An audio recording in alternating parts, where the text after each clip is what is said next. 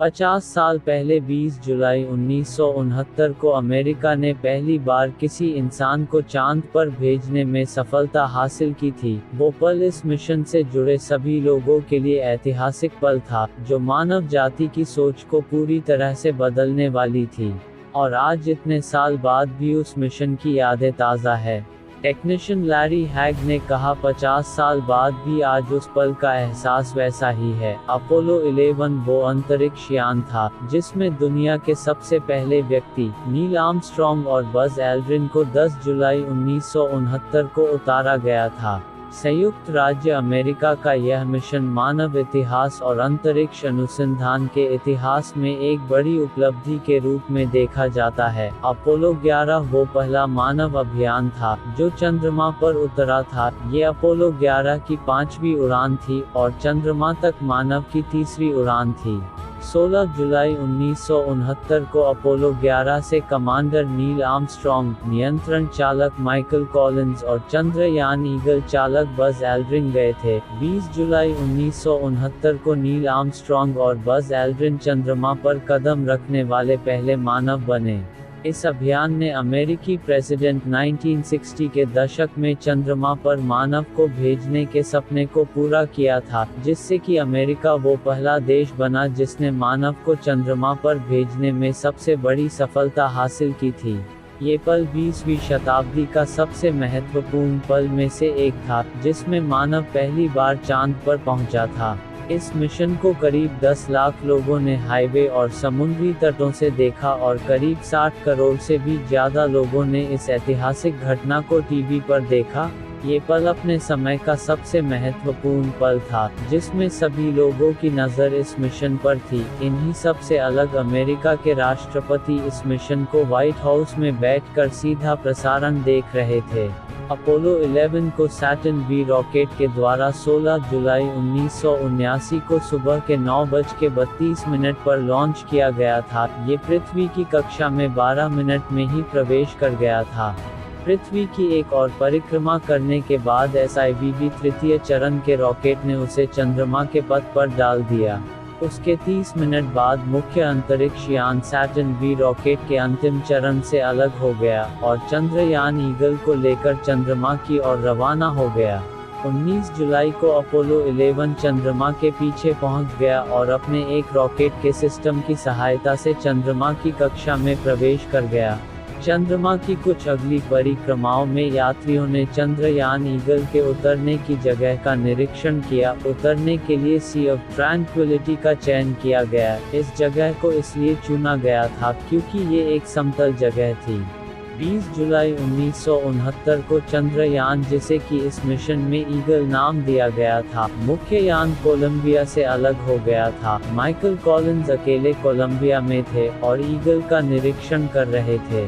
Neil Armstrong और buzz Aldrin ने eagle के जेट डाउन इंजन को स्टार्ट कर दिया और धीरे धीरे चंद्रमा पर उतरने लग गए। जैसे ही यान के चंद्रमा पर उतरने की परिक्रमा शुरू हुई, नील आर्मस्ट्रॉन्ग ने अपने यान से दूर जाने का संकेत भेजा। ईगल अपने निर्धारित पथ से 4 सेकंड आगे था, जिसका मतलब ये था कि अपने निर्धारित जगह से मीलों दूर उतरेगा। ईगल कंट्रोलर और डायरेक्शन कंप्यूटर ने खतरे के संकेत देने शुरू कर दिए, जिससे कि नील आर्मस्ट्रॉन्ग और बज़ एल्ड्रिन, जो खिड़की से बाहर देखने में व्यस्त थे, तभी उनका ध्यान कंप्यूटर की ओर गया।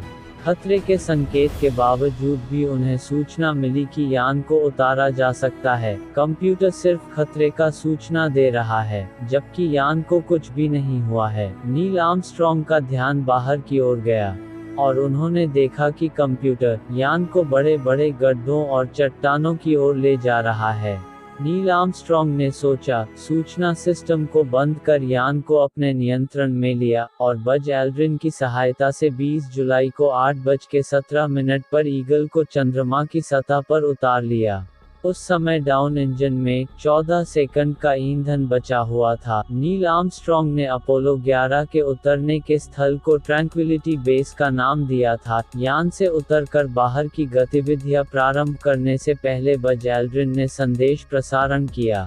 मैं चंद्रयान का चालक हूँ। इस प्रसारण को सुन रहे सभी लोगों से निवेदन है कि वो एक क्षण मौन रहकर इस मिशन पर हुई सभी घटनाओं का अवलोकन करें और ईश्वर का धन्यवाद करें। 21 जुलाई के रात के 2:46 पर चंद्रमा पर चंद्रयान के उतरने के 6 घंटों बाद नील आर्मस्ट्रॉन्ग ने चंद्रमा पर कदम रखा और कहा, इंसान का ये छोटा सा कदम है लेकिन इंसानियत के लिए ये एक बहुत बड़ी छलांग है। नील आर्मस्ट्रॉन्ग और बज एल्ड्रिन ने अगले 2 घंटों तक तस्वीरें लेने और गड्ढों के नमूने जमा करने और पत्थर जमा करने में लगाए, ताकि वे इन सभी नमूनों को वापस धरती पर ले जाए और चंद्रमा का अध्ययन कर सके।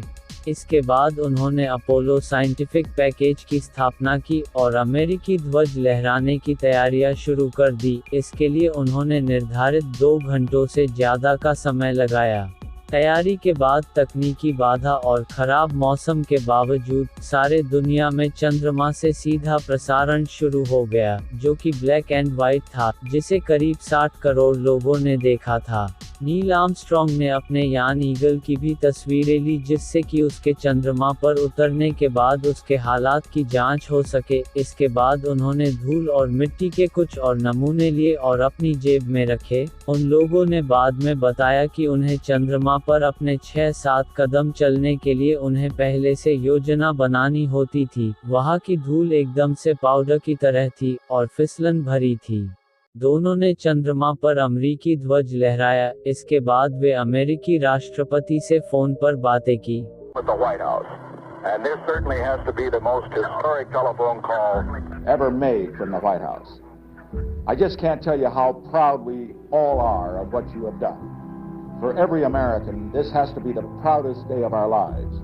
And for people all over the world, I am sure that they too join with Americans in recognizing what an immense feat this is. Because of what you have done, the heavens have become a part of man's world. And as you talk to us from the Sea of Tranquility, it inspires us to redouble our efforts to bring peace and tranquility to earth. For one priceless moment in the whole history of man, all the people on this earth are truly one. One in their pride in what you have done, and one in our prayers that you will return safely to earth.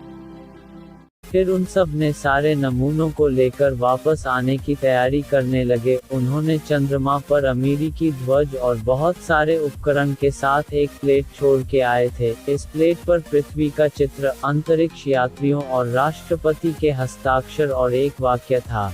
Eagle के वापस Colombia से जुड़ने के बाद वापस पृथ्वी की यात्रा प्रारंभ हो गई। 24 जुलाई को अपोलो 11 पृथ्वी पर लौट आया। यान प्रशांत महासागर में गिरा, उसे यूएसएस फोर्नेट ने उठाया। उनके स्वागत के लिए राष्ट्रपति निक्सन खुद जहाज में थे। उसी शाम इन सबके स्वागत के लिए पार्टी का आयोजन भी किया गया।